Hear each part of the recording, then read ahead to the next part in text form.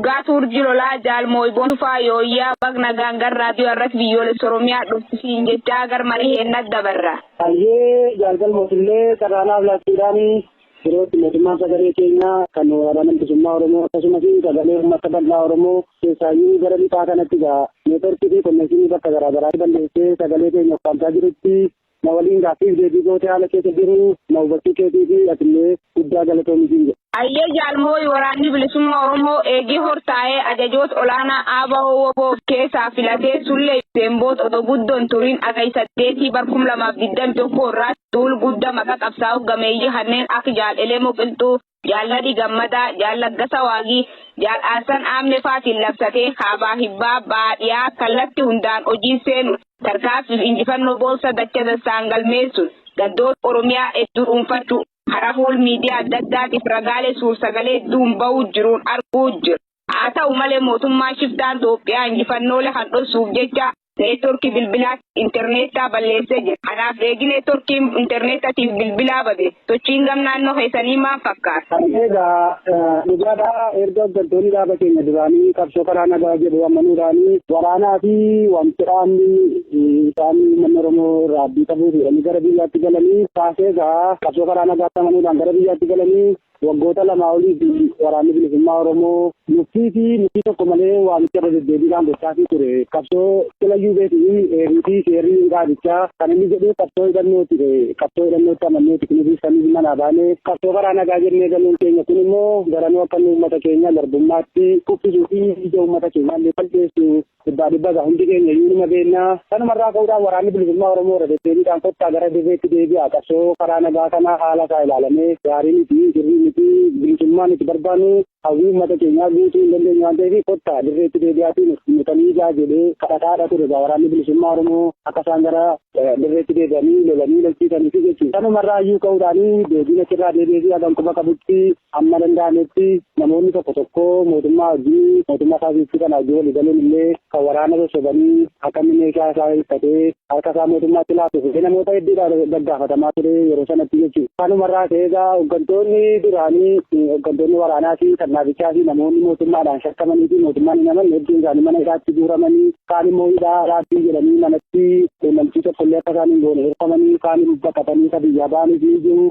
Walumaa gala mootummaan hooggantoota dhaabaa duraanii qabsoo karaa nagaa akka amananii galangaa hin booji'amanii sochii tokkollee hojii tokkollee hojjechuu akka hin dandeenye jedhee waraanni bilisummaa Oromoo fi gocha ta'e kana hubachuudhaanii qorannoo fi yeroo hedduu irra deddeebiidhaanii haasaa maree godhateenii akka korri sabaa ta'amee hoogganni olaanaan dhaabichaa filamu taasifamee kanas immoo milkiidhaaf injifannoo guddaadhaan xumuree jechuudha. Eega immoo hooggansi dhaabaa abaa'uu wabuu yeroo dhiyootti filame kaasee jijjiiramoota waggoota 50 waraanni bilisummaa Oromoo fi addi bilisummaa Oromoo hundeeffame iyyuu kaasee ta'ee hin beeknetu naannoo Oromiyaa keessatti ta'aa jira. Raafama guddaatu illee uumamee jira jechuudha. Kana keessatti egaa duula gurguddaa maqaa gameeyyii jaallan keenya qabsoon taasisanii qabsoo irraa dhaallee gaggeeffamaa jiruun kaabaa kibbatti baaliqatti qabsoo kanatti duula kanatti hiinaa jira. Duulli kun egaa tokko jedhee jalqabeeyyuu injifannoo malee wanti hamaan hin jiru. Injifannoo guddaa fi milkiidhaa kan itti argataa jirru diinallee biyya keenya keessaa dachee keenya lafa nuura keenya sawwaalle keessaa buqqifnee qabsoo keenya kaleessa daangaa Oromiyaa irra ture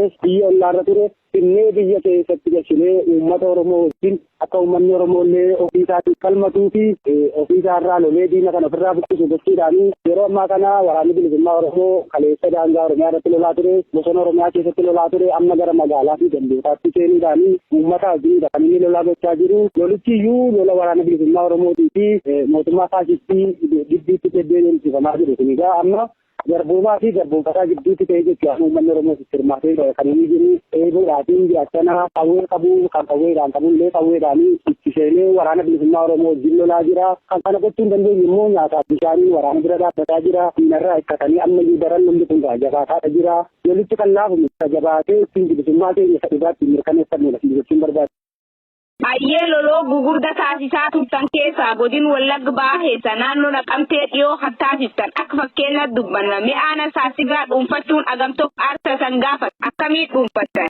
Egaa aanaa saasigaa kanaa yeroo itti murteessinee seenuudhaaf jennee namoonni achi keessa jiran irra guddaa waraana mootummaa ta'an hidhatanii dhaabbatanii ilmaan Oromooti Oromoo taanee qawwee wabootiin Oromoo hin ajjeesnu gara keenya kottaa waliin lollaa waliin loluu wayyaa jennee hedduu isaaniiti kan waamicha goone achi keessaa kan gara keenyatti dhufanii walitti dabalamanii jiru kan immoo didanii achi ta'anii jiru walumaa gala lolli suni seenamee sa'a sadiirraa kaasee aga sa'a ja'aatti kan dhufaasite dhumarragaa waraanni mootummaa kaasittii kuni meeshaa qabu hundayyuu gateedha kan inni bakatee magaalaa sana gadhiisee kanumarraa ka'uudhaanii caasaalee mootummaa achi keessa jiran qulqulleessuu keenya eega mirkaneeffamne booddee jedhamtoota siyaasaa mana hidhaa keessatti seelii diinaa jedhamanii deeggartoota woboo jedhamanii hidhamanii jiranii yoo xiqqoo ta'e namoota 150 kan waggaa hedduudhaaf achi keessatti dararaman mana hidhaa sanarraa baafnee meeshaa diinaa toora taa'uu kan uummata Oromootiin qabatanii bishaan sodaachisan yoo ta'an ittiin ajjeesu yoo ta'an ittiin saaman immoo kasaasaraa kaasuudhaanii haga meeshaalee gurguddaatti kan itti keessaa hojiine inni kaan immoo uummatii fi kanumarraa ta'ee guddaa gammadee waajjiraalee mootummaa waajjira bulchiinsaa nageenyaa kadhaabaa kan maalii tokko illee tuuranne nuti biyya ijaarrataa jirra biyya ijaarreen waajjira ijaareen irratti jennee barigaa kan kaleessa uummanni keenya keessatti hidhamee dararamaa ture hundayyuu waajjira mootummaa waan fakkaatu guutummaa guututti tarkaanfii xumuraa irratti gallee qalleessine jechuudha. Achi keessallee gallee sobaa uummanni keenya ittiin hidhamee dararamaa ture hedduutu jira kan uummanni keenya ittiin yakkamee ittiin himatamaa jiru baay'eetu jira. Kana guutummaallee walumaan balleessine jechuudha. Caasaan mootummaas waajjirri mootummaas qabeenyi mootummaa sun namni waraanni taasistii kunii fi lolli kun lola jabaa waan ta'eef konkolaataa 8 kan inni dhiisee achi keessaa torban dibatee lola irratti dibatee tokko immoo irraa deebi'anii harka keenya jira. Waan keessatti ta'edha waan guddaa nama boonsuudha.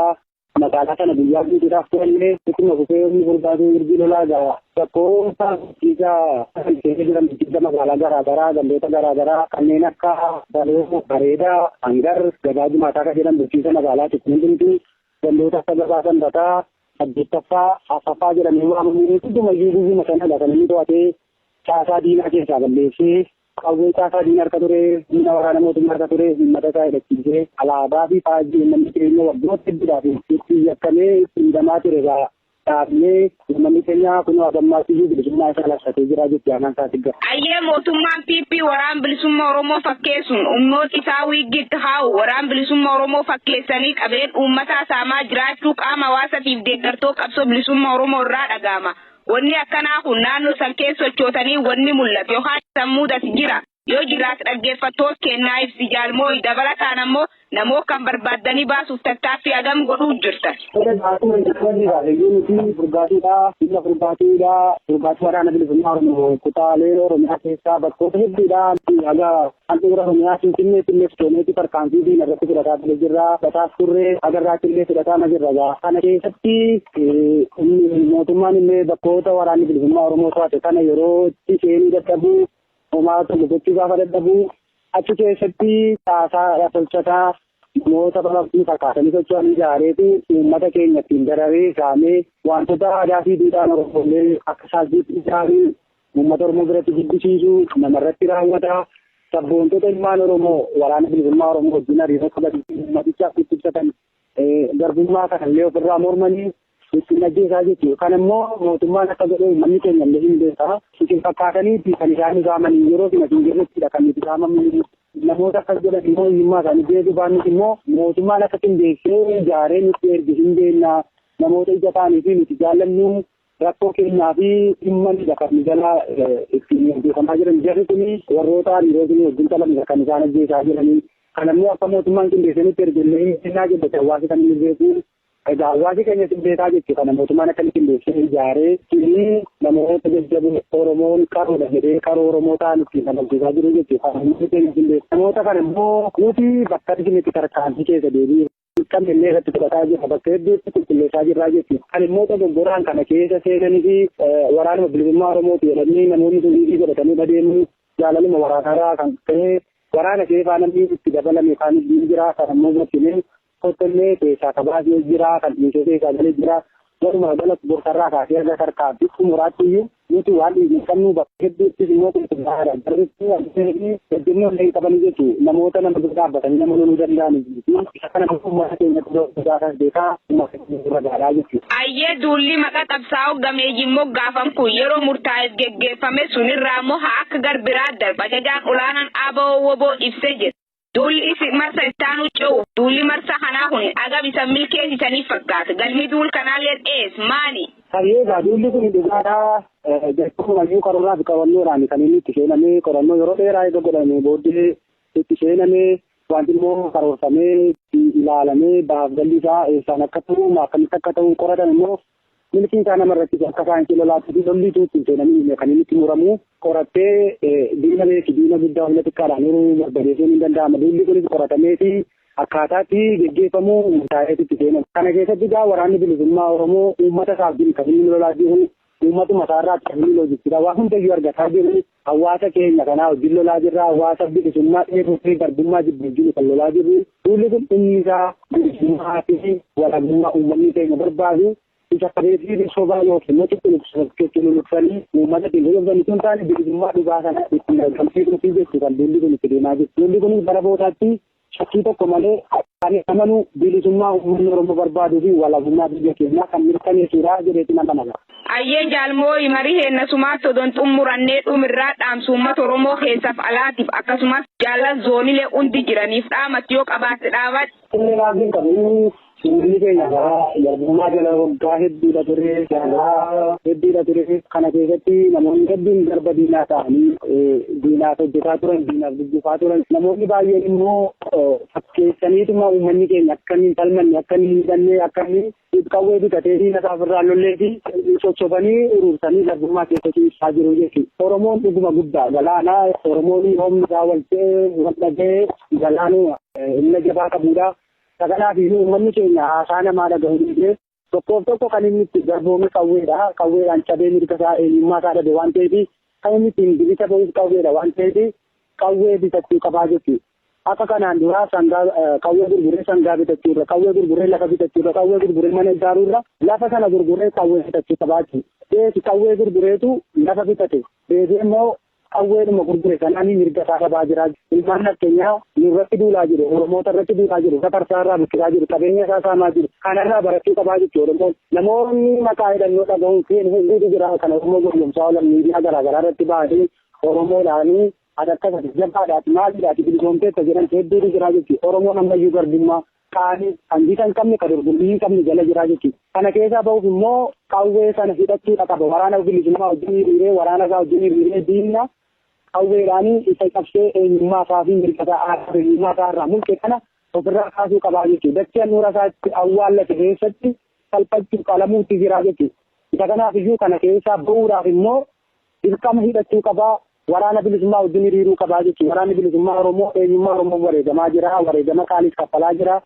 Qabsoo kaleessa biyya ormaatti taasisaa ture fidee itti laateera. Kanaafuu uummanni Oromoo waraana isaa wajjin hiriiree waan danda'uun bira dhaabbatee haga wajjin loluuf illee deemudha qabaa jechuudha. Ammas bakkoota hedduu waraanni bilisummaa Oromoo duulatti godhaa jiranitti kanumatu ta'aa jira. Warreen kaan illee kanarraa barnoota godhatanii bakka waraanni bilisummaa Oromoo akka guddufattiyyuu uummanni keenya akka waraana bilisummaa wajjin hiriiruun dhaamsa godhaamudha. Inni kaan immoo jaallan keenya dirree garaagaraa jirtanii qabaadhaa yeroon itti garbummaatti xumuramoo fi bilisummaa uummanni keenya dheebotii fi kaayyoo keenya itti galmaan gaannu dhiyeesseetti waan ta'eef fuunee morma qabne irra jabina Oromoo sarbisiisaa jirra jabaannee wal taanee garbummaatti xumuraa goonuu jedha. Ayyee ajaja waraan bilisummaa Oromoo humnu furgaatu urjii lolaa jaalmoo boontuufaa guddoo galatoomii maqaa dhaggeeffattoon raadiyoo irratti biyyoolessa Oromiyaatiin ulfaadhi horii bulsiin jedhe. Ayyee qillee jaalgalmoo deebina waliin gootanii sagalee keenya kaamame kana uummata keenyaa fi akkasumas uummata addunyaa biraa uummata addunyaa keetii fi guddaa galatoomi siin jedha. Ayyee adda argaatiif mirgaaf milkeen gala. Ayyee galatoomi.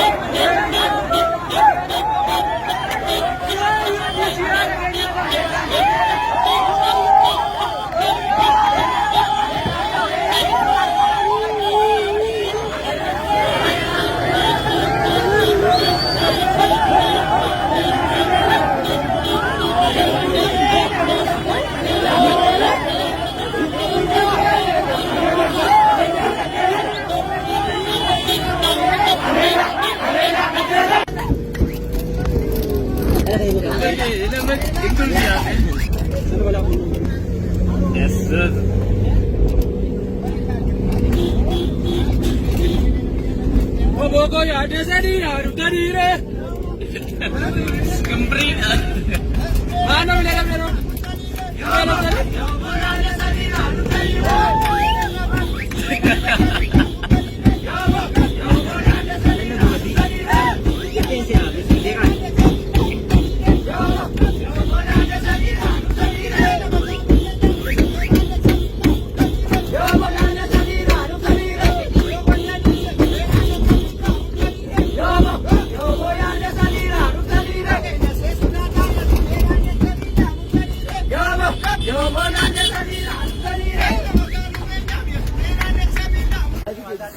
yeroo itti waraanni bilisummaa Oromoo humni furgaatu urjii lolaa Wallagga Ba'aa aanaa Saasiggaa magaalaa Aanaatti to'atee waajjiroota mootummaa guutuutti barbadeessee hidhamtoota siyaasaa hidhaadhaa baasuudhaan meeshaalee waraanaa hedduu hiikuudhaan uummata Oromoo hidhachiisee bilisummaa Oromootiifis itti falmaa jiru, itti mirkaneessaa jiru, uummata guutummaatti of duukaa hiriirsee jira.